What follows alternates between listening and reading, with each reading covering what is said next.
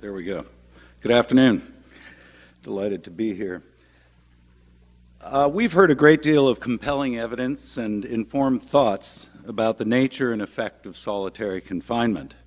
I'd now like to elaborate on custodial architecture, its current state, and what might be done to ameliorate the onerous conditions that exist in many jurisdictions.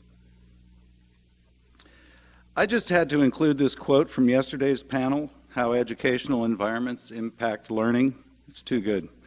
This statement may be true in studying the physiology and psychology of how architecture impacts behavior, but I believe it's quite easy to deduce that the output of our criminal justice system, by and large, is a reflection of how it doesn't work. That said, more evidentiary studies, as discussed earlier, must be conducted. So what's wrong with solitary confinement as it currently exists in most states and jurisdictions? Just about everything. Deprivation of hope, dignity, and humanity are some of the hallmarks. Corporeal dispossession is a phrase I coined that pretty much describes the results of solitary confinement, and in many cases, prisons themselves. The conditions of many prisons and detention environments, especially the environment of solitary confinement, is most often deplorable, inhumane, and must change. The treatment of many prisoners is tantamount to treating humans like lab animals, with little regard for their well-being or self-worth. An acquaintance of mine, Rick Ramish, who is the director of the Colorado Department of Corrections, is a man who has practically eliminated the use of solitary confinement from his system. A number of other states have done the same, as discussed earlier. But even he admits that there will always be a need under very specific circumstances for solitary, justifiable circumstances, hopefully. So how best to deal with this terrible conundrum? It's a very politically charged and highly emotional issue. People in charge of and with legislative control over correctional systems in our country need to be better informed, educated, and empowered to change the status quo. As presented earlier, we're making baby steps in this direction. It's important to note that in my opinion, and that of most of my colleagues, if not all of them, that change needs to occur not only to the environments of solitary confinement, but also of prisons and jails themselves.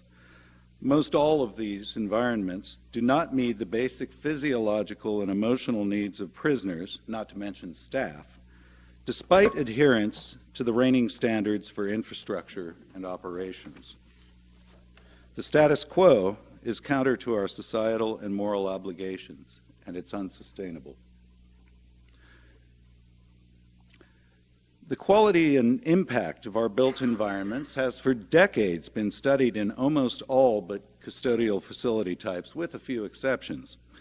But the research that has been done can be directly applied to our correctional infrastructure.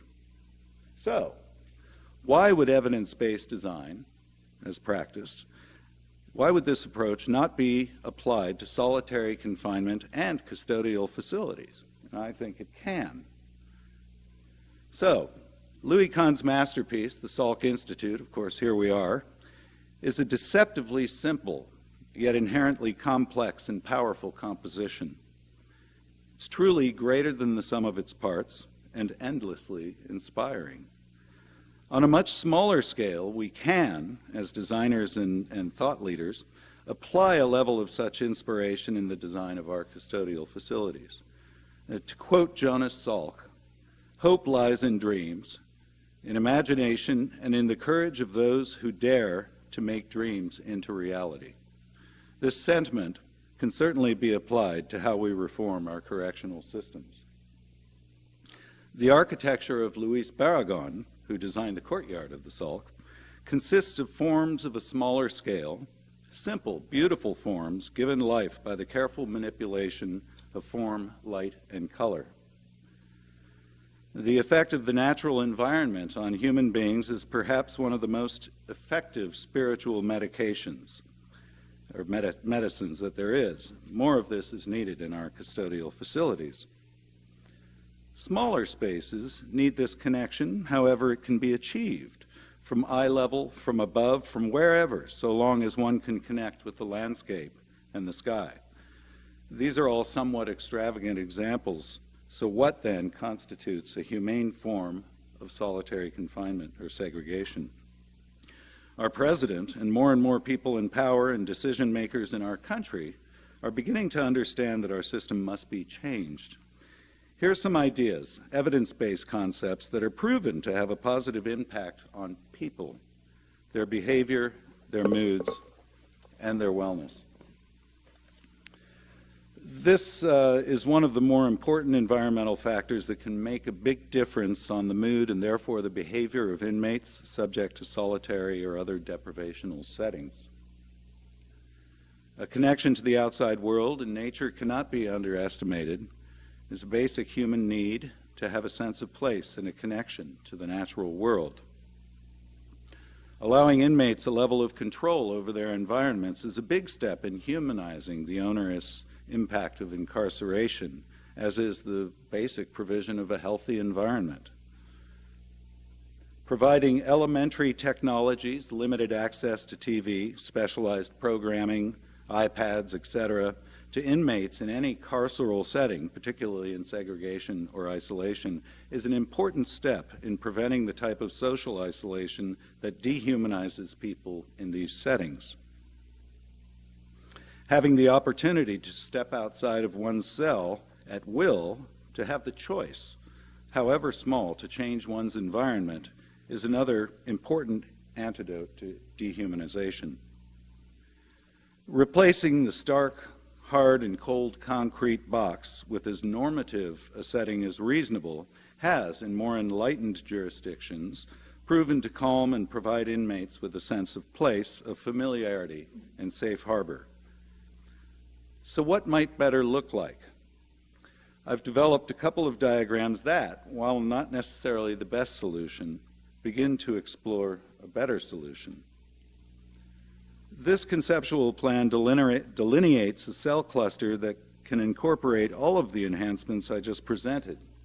It's a cell, it's prison, it's isolation, but you have a shower component, a toilet that's not 2 or 3 feet away from the prisoner's head. You have a degree of privacy in there, which is not normally the norm. You have a bed and your desk. There's also a built-in kind of storage and TV component. I talked earlier about access to limited programming on TV or having a connection with the outdoors and the ability to perhaps communicate with family and that sort of thing.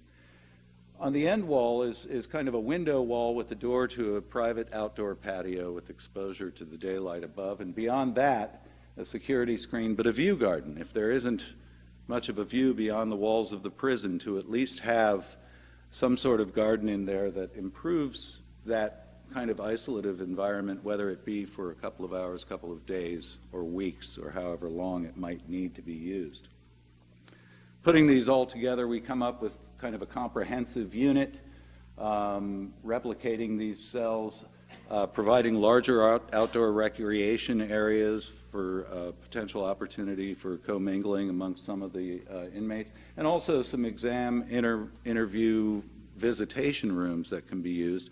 And you might even widen that corridor to accommodate kind of a day room sort of environment. So this is not necessarily an answer, but it's a direction that would improve the existing state of these environments. In closing, we must change the criminal justice system as it exists, and there's a lot of other countries that have gone a long way in making this happen. In essence, the human equation simply cannot be ignored. Thank you.